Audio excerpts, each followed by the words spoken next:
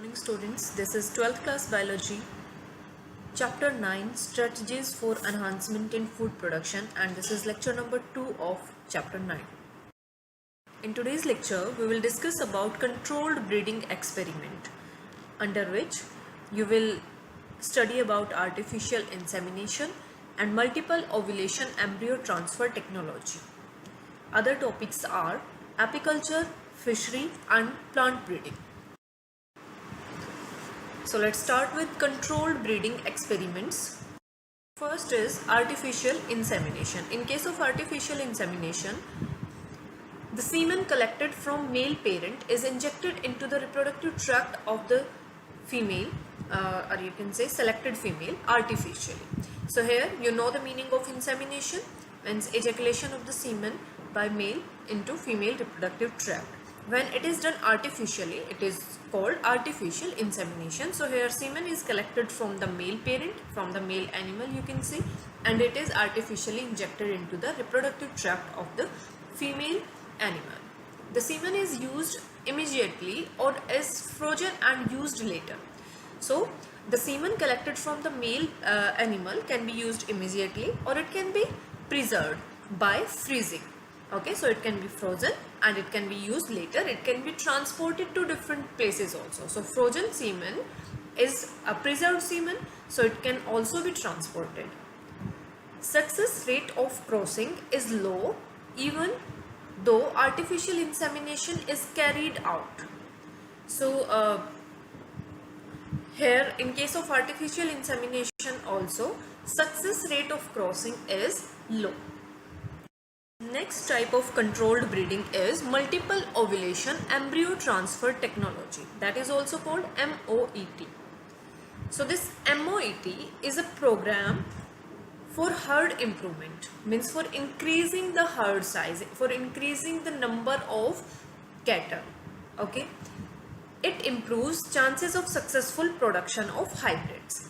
As it was a limitation in case of artificial insemination, that success rate of artificial insemination is not high, but here in case of MOET, chances of successful production of hybrids are more. Now see what is the procedure for MOET, that how it is done. So MOET is multiple ovulation transfer embryo transfer technology, right? So here multiple ovulation means multiple ovum are produced, right? So how it is done? A cow is administered hormones with FSH like activity. You know about the FSH, that is follicle stimulating hormone. Okay, that is responsible for the growth of follicles, right? You have studied in the reproduction unit that follicle stimulating hormone is responsible for the growth of follicles and production of eggs, right? So here what is done? Cow is administered with the FSH like activity hormone. Okay, hormone is given to cow which is having FSH like activity to induce follicular maturation. So this hormone will act on the follicles and will cause the maturation of follicles, and if more than one follicles will mature, there will be formation of more than one ovum or eggs you can say. So that is called super ovulation. Super ovulation means formation of more than one egg. So here in case of super ovulation, 6 to 8 eggs, usually 6 to 8 eggs per cycle are produced. Okay, how it has been done? Due to injection of FSH like hormone, more follicles have matured and super ovulation has occurred. Okay, now the animal is either mated with a bull or artificially inseminated, right? So the animal is having 6 to 8 eggs. Now natural mating can be done with a bull, or artificial insemination means the semen collected from any bull can be injected, right?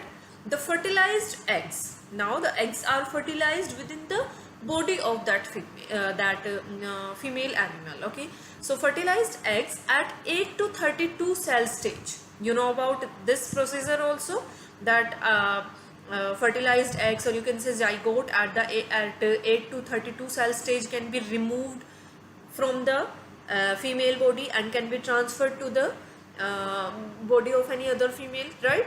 So here fertilized eggs, or you can say the zygote at 8 to 32 cell stage are recovered non-surgically and transferred to surrogate mothers. Okay, so these are removed non-surgically with the help of special instrument that are usually called catheter. Okay, so with the help of catheter, these zygotes are removed, are recovered and transferred to surrogate mothers. Surrogate mothers means any other cow, any other female animal in the body of which these zygote will develop, will give rise to a new cattle. Okay, so into surrogate mothers these are transferred, and the genetic mother then will be available to available for a new cycle of MOET, right? Because all these fertilized eggs are recovered from that genetic mother. Okay, and that will be available for a new MOET processor. MOET has been demonstrated for cattle, sheep, rabbits, buffaloes, mares, etc. Means herd size of all these animals can be increased with the help of MOET. High milk yielding breeds and high quality meat. High quality meats means lean meat with less lipids. The meat having less lipids is called high quality meat. So high milk yielding breeds and high quality meat yielding bulls have been bred to increase herd size in a short time with the help of MOET. So these are advantages of MOET, you can see. Next topic is apiculture. So apiculture is the maintenance of hives of honey bees to produce honey and bee wax. So here, to produce the honey and bees wax, there is maintenance of hives of honey bees. Here you can say these are bee hives. So honey bees are kept inside these bee hives to produce honey and beeswax. The most common species that can be reared is Apis indica.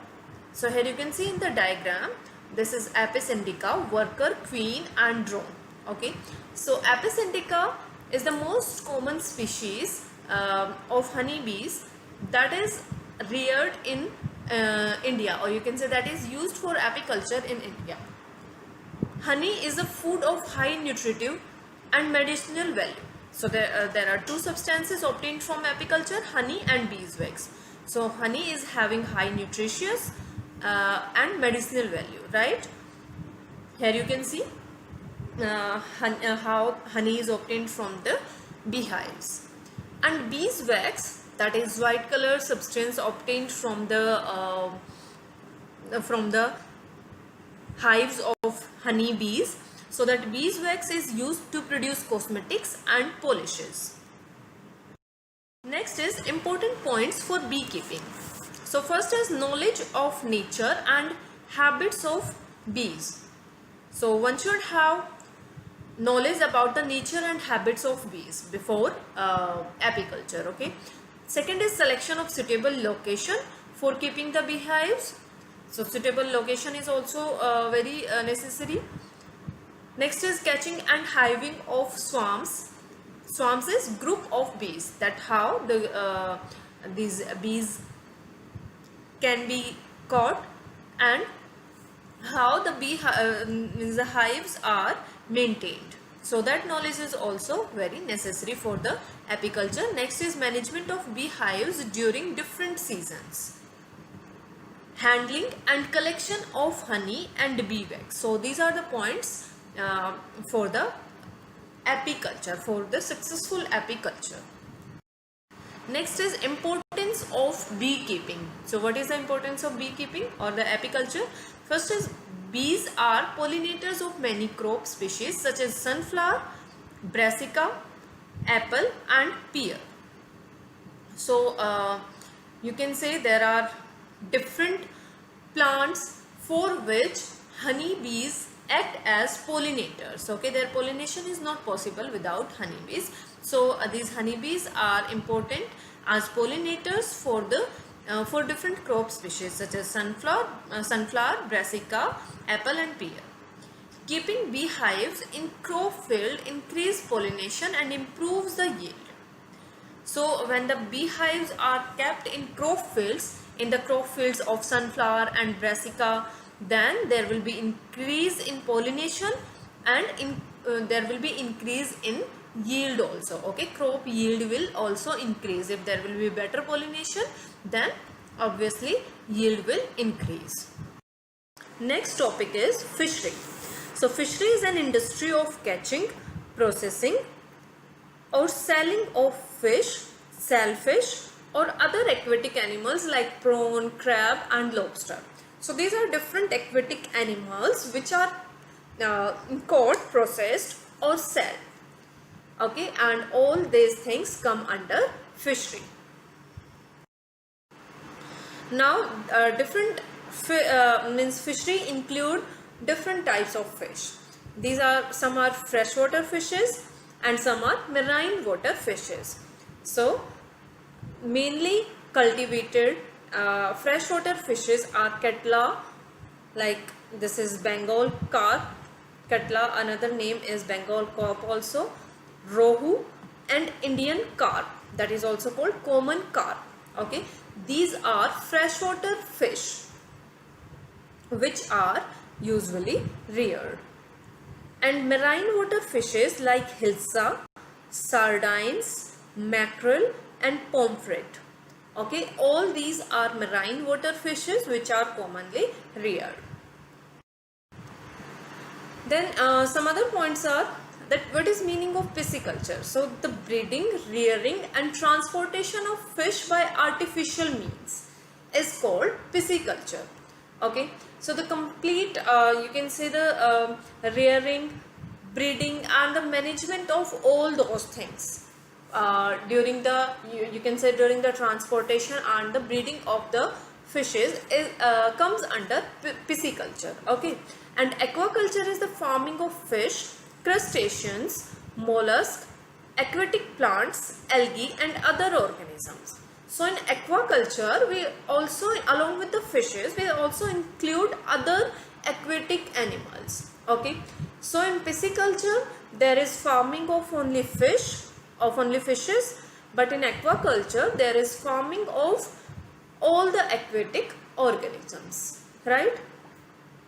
Then what is blue revolution? Rapid increase in the production of fish and marine product is called as blue revolution. Okay, because water water color is considered blue, right? So blue revolution means a rapid increase in the production of all the aquatic organisms, right? So rapid increase in the production of fish and other aquatic organisms or the marine product is called blue revolution. Next topic is plant breeding. Plant breeding is the manipulation of plant species to create desired plant suitable for better cultivation, better yields and disease resistance.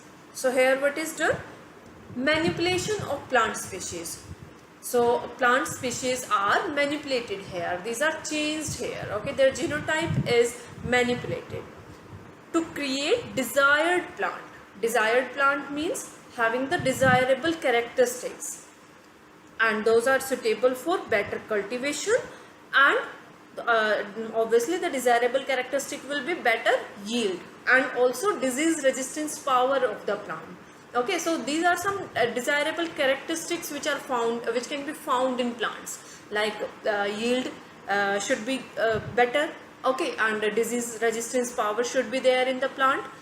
So when the plant is manipulated to get this desirable characteristic, that is called plant breeding. Now what is green revolution? The development and flourishing of the agriculture, or you can say the rapid increase in the production of the crops is called green revolution. It was dependent on plant breeding. So the production of crop plants or any different plants depends upon their increase in the production of plants depends upon plant breeding, good plant breeding methods. Now, why plant breeding is done? Obviously to obtain the desirable characteristics in the plant. Like we have two plants. One is having disease resistance power. Okay, this plant is disease resistant, and another plant is having better flavor. Better flavor means the any of the fruit or anything that is produced on that plant is of better flavor or is having high quality food. Okay, so these two plants, the good characteristics of these two plants can be combined in one plant by plant breeding. Okay, so the new plant will have the disease resistant power and also the better flavor, means the good food quality. Now, what are the objectives of plant breeding? First is increased crop yield and quality. So obviously the food quantity and quality should be improved. Okay, that is the first objective, that we want that food quantity and quality should be improved. So that is first objective of the plant breeding. Second is increased tolerance to environmental stresses. So there can be different type of environmental stresses, like there can be salinity, more salt in the soil. Okay, there can be extreme temperatures, very high or very low temperature, and drought in case of scarcity of water. Okay, so this different environmental stresses can be present in the environment, and a plant should have tolerance to these environmental stresses. So that is the second objective of the plant breeding. Okay, next is increased resistance to insect, pest and pathogens. So there are different types of insect, pest and pathogen which are responsible for decreasing the yield of of the crop. Okay, and if any plant is resistant to those insect, pest and pathogen, then yield can be increased automatically.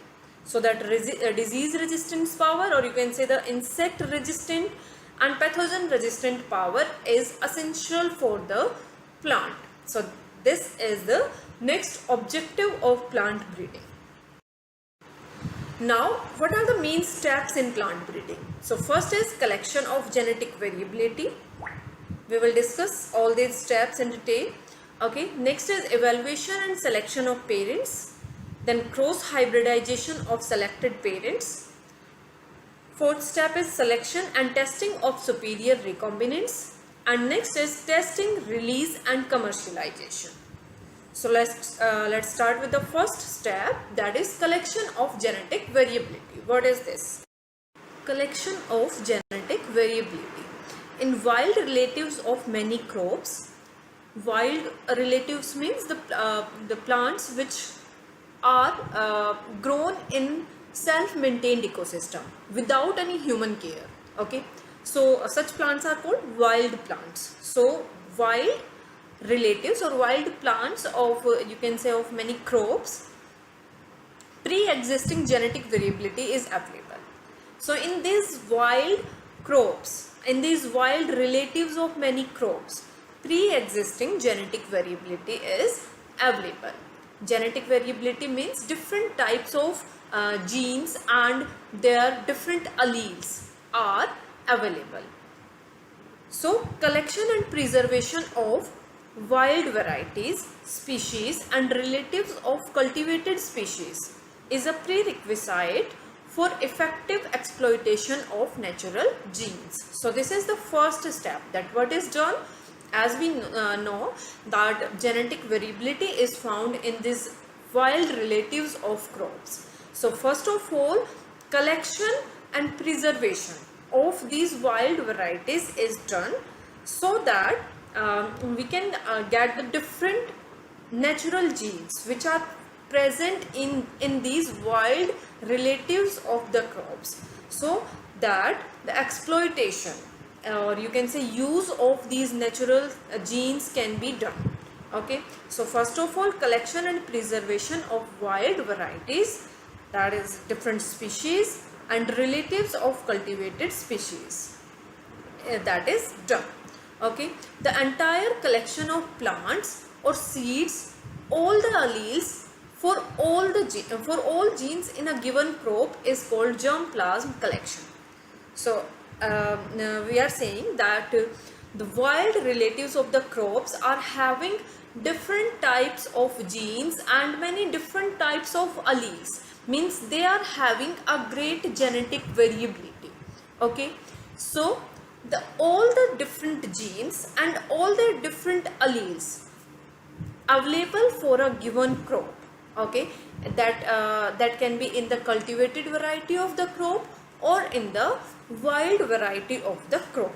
So all that collection is called germplasm collection.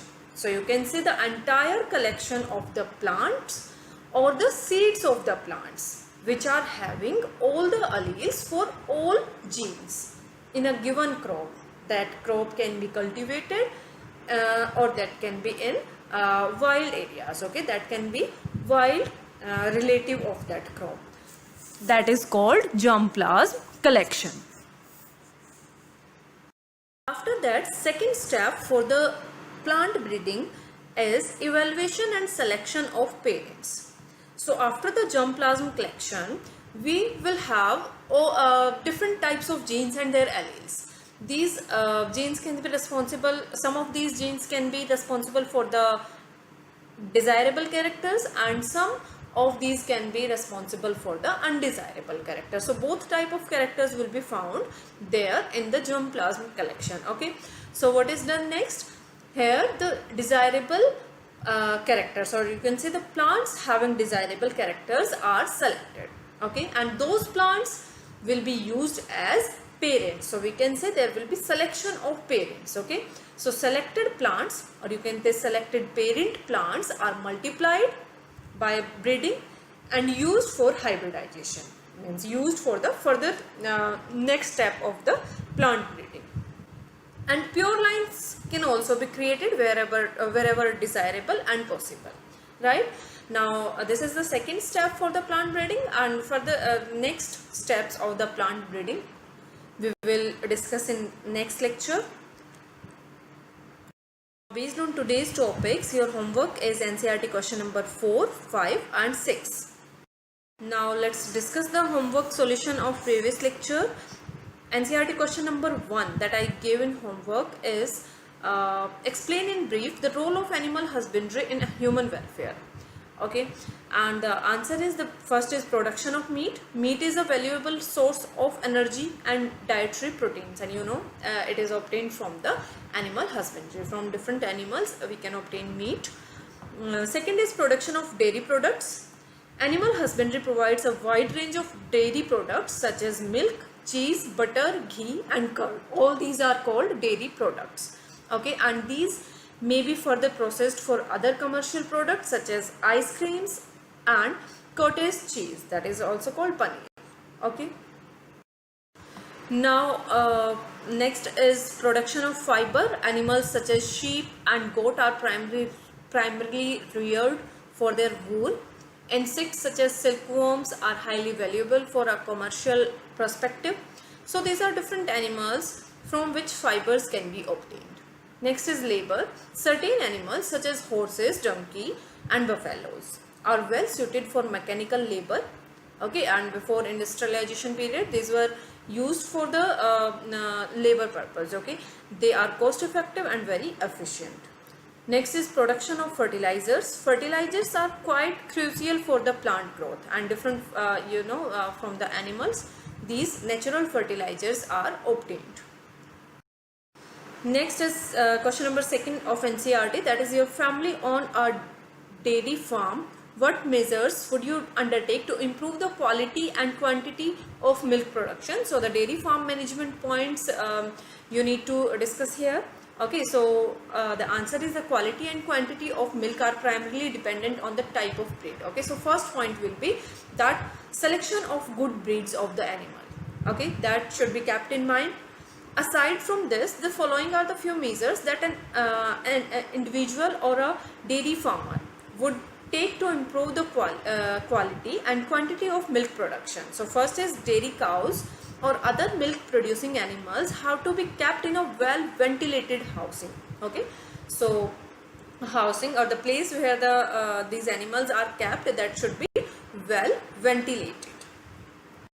Next is an adequate supply of clean water must be provided. So this is one more point for the dairy farm management. Next is emphasis should be provided on the quality and quantity of the feed. Okay, particular quantity and quality of the feed in a scientific manner should be given to the animals. Ensure stringent hygiene and cleanliness when handling cattle or other dairy farm animals. So hygienic conditions are also very necessary for the dairy farm management. Next is regular visit to the vet also reduce the chances of contracting illness. So regular visit by veterinary doctor is required here. Next is ensure the animals are regularly vaccinated. So vaccination is also required for the animals for a good dairy farm management. Third question of NCERT is what is meant by term breed and what are the objectives of animal breeding.